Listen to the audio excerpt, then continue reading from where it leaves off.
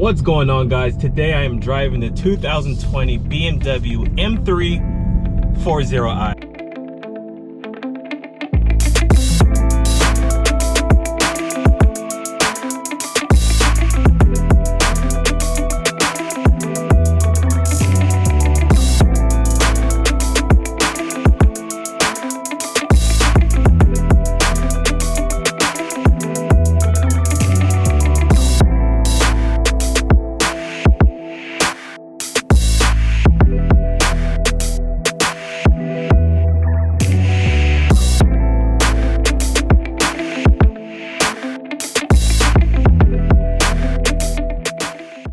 What's going on, guys? My name is Ben and I'm here to do a quick review on the all-new 2020 BMW M340i. Now during this review I'm going to just do a quick walkthrough of the exterior, a little bit of the interior, go for a drive, and then give you my final thoughts on the car and if I would purchase one. Right off the bat, let's go ahead and dig right into the exterior of the car and just do a walkthrough. So the front of the car, the grille of the car is active aero, which is pretty nice. It opens up when the engine does need more air, but as it parks and sitting here, it's closed. But I like that on the M Performance, this car has a unique grille that's different than the other base model 3 Series. When the 2020 M3 comes, possible that it might have the same grille, but for the most part, this is definitely a stunning look. Also on this M Performance car, you do have a little bit more aggressive aero package, which definitely looks nice. I love the color combination on this car that I'm test driving with the white off black rims, and then also the brush metal side mirrors and the brush metal grille. It just has a very sophisticated and sleek look to it. One thing I don't like about the front of the car is definitely going to be the updated headlights. BMW is well known for the angel eyes, and it kind of, that's their signature. It's definitely is noticeable, but in this car it looks like they kind of calmed it down, made it a little bit more like a body with the flat headlights there. The side profile of the car is really nice. It does sit a little bit higher than what I would like, but again, a quick aftermarket part can fix that. I do like how it has a compact look to it. Brushed aluminum, basically side mirrors here with the light blinker on the side. Very nice touch. I do feel like it is missing something, possibly something here on the side, just to give it a little bit more definition. This car has the Performance 19-inch wheels with the 13-inch disc brakes and upgraded M brakes as well. The LED taillights on this car I feel are spot on, with the tinted upper brake lights, and then also the very dominant single line there. These newer cars are starting to put the M badges on the actual car to signify that, you know, it is a performance. It's not necessarily the M3, but it's definitely a noticeable step up from the base model 3 Series. I also like on the rear the aero package that they have back here too as well. The side vents, it looks like you could probably take this off and make this functional, but as far as the design, I think they executed nicely. The interior of the car is definitely very sophisticated, very sleek.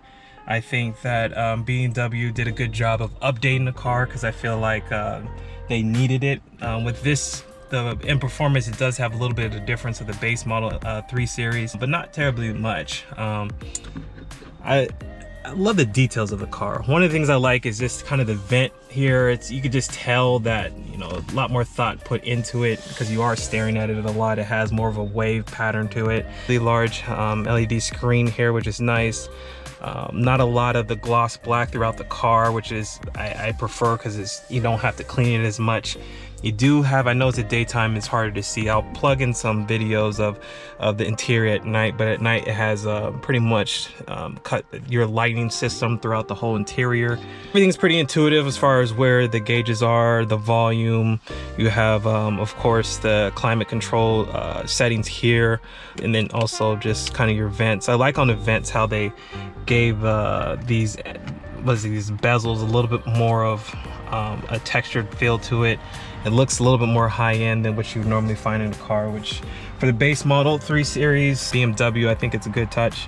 The digital dash is very nice. I do like how interactive it is. Almost sometimes I'm a little confused when I get going of, you know, how to find the speed. I liked it when it was just pretty dominant here, but it's off to the left, and depending on how you have the steering wheel fixed, it's kind of hard to see, to be honest. But that's all fixed if you had the heads-up display. In this model, I do not have the heads-up display.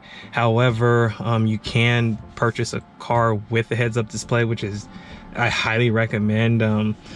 These dashes are pretty nice, but you know, the heads-up display just makes it almost seamlessly unusable. Like, you just use everything off there. You change your music off there. Navigation gives you instruction off the window.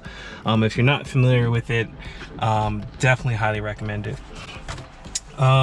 In this new series, they did update the push start button. Instead of having it off to the side here, they put it more down here in the middle, which at first it was kind of awkward to get used to, but after a while it's whatever. It definitely kind of just shows that it's a newer car and a little bit different. Everything else is pretty similar to the other BMW models. It's just a little bit more of a facelift design.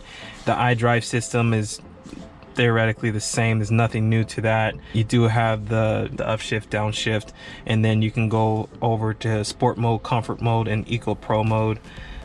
You do have a backup camera in this one, which is very nice, and then also this controls more the functions that you're gonna find here on the dash. Let's go ahead and start this up.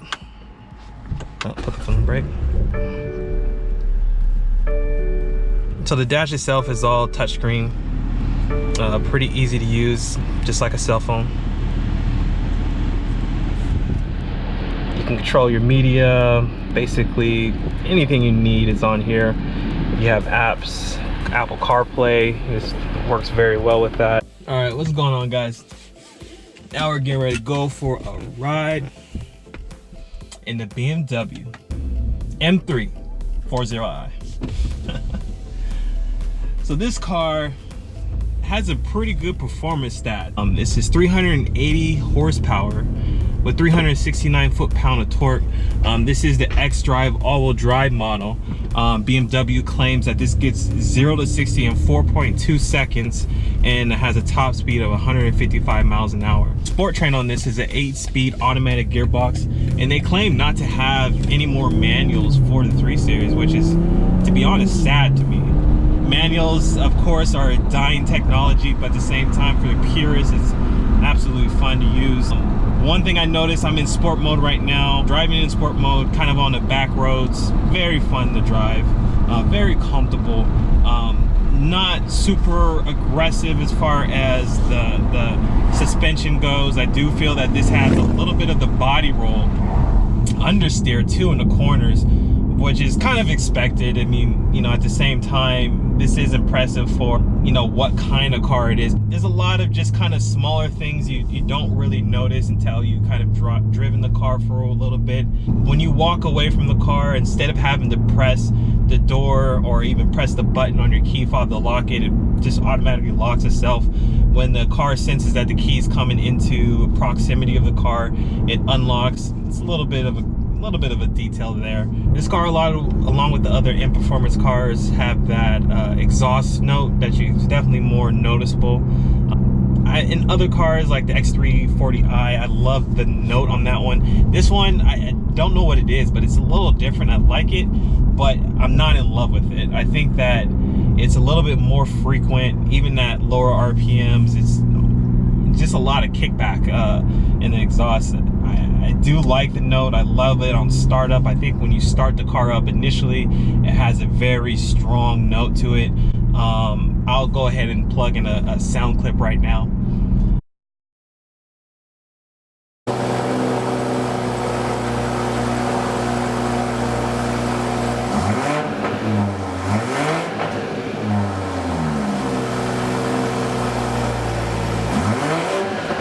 But after it warms up, does quiet down, which is, you know, it makes sense for this car. This isn't the track ready M3. This is, you know, the little brother or the younger brother of that version, trying to put on the M badges to stand up and make a name for itself. But at the same time, you know, this isn't that car. What I do like about this car is how much more practical this car is for city driving. I live downtown Seattle. To be honest, the M3 I would hands down drive all the time, but I can see why this is a more dominant market for BMW. Being able to, you know, give the M performance and give a little bit more of a boost in that performance for this car gives it a bigger market for a lot of people, because they don't need all the power and even the price tag that comes along with the M3. Instead, you have a car that's better than the base. It has a little bit more aggressive stance, a little bit more aggressive on the brakes, suspension, a little bit better tech, and the design is a little bit better too as well. And for the price, is not significantly more than the 3 Series to really make you decide, you know what, I'll just go with the base 3 Series. It kind of gives the buyer a little bit more incentive to want to pick up this model. I think it's smart at BMW. The only thing that I have a little bit of an issue with is how much M badging is on this car. I mean, it's literally everywhere.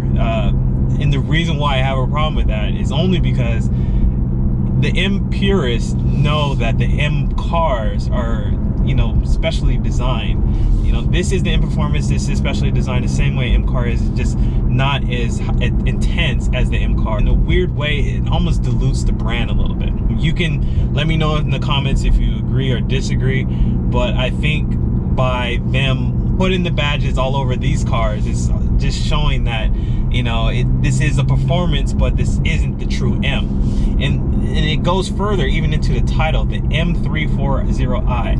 When I say to somebody I have an M3 for short, they're thinking a different car altogether. But instead, you have to tell them M340i, and they're thinking in their mind, you know, is that a better car than the M3? Is that, what is that? But yeah. All right, guys, I'm gonna roll down the windows here and just kind of step on it a little bit.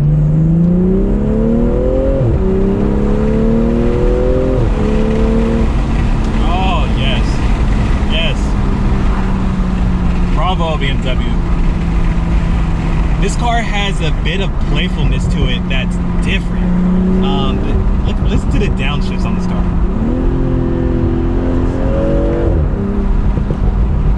It has a lot more engagement, I would say, just on the steering, on the exhaust. I think it's a well done, executed car. For the most part, anybody can drive this. When you do want to kick it up a bit, you can turn it into sport, get it out of comfort. Performance wise, the brakes are good, the suspension's good, not great, but good. I do love how just this car feels. It's way more impressive than it is fast as far as how it handles into curves. The all-wheel drive system has great response, not as much turbo lag as you would think, and overall it's just pretty shocking. This makes me in a way excited for the 2020 M3 to see where they're gonna go, but in the meantime, this is something to enjoy. If you're looking to get, you know, I haven't test drove the competitors of this car yet, like the Lexus Model IS or the Audi S4 or even the Mercedes C-Class for the 2020 year. But as far as what this car has, it's very impressive. I can't really see too many negatives about it, and other than the fact that, you know, I would like more power. The way this car is designed, you don't really need to have more. You have plenty for just driving around in the city. You have enough to enjoy the back road. This has almost nearly 400 horsepower, and it's not the M3, you know, it's the M340i, which in comparison to the older years is right up there in the horsepower. And you have a modern, brand new car. I mean, all right, my final thoughts on this car. I've driven this for about a week, absolutely love it. It's very fun to drive. It's kind of incognito. It's almost a sleeper in a way, because you kind of anticipate that it's a normal 3 Series, but with that added power, bringing it very close to 400 horsepower, this car is not slow, very fun to drive. Would I buy one? Starting price $60,000, I would. I do feel that BMW is going to be coming out with a 2020 M3 soon, and I know there's going to be updates on that, the more of the styling I like. But however, you know, for this car, this has good power, it has good tech, good handling, good braking. It's not excellent or excel in anything, but it's good at a lot of things, and for those reasons, that's why I would buy this car. All right, guys, Thank you for watching. Let me know in the comments what you think of the video. Check out my other videos. I have more to come. I'm just getting into this and I'm trying to improve on every single aspect. And just let me know if you have any advice for me. Absolutely love cars and I can't wait to take you along for the journey. All right, have a good one. Thanks for watching.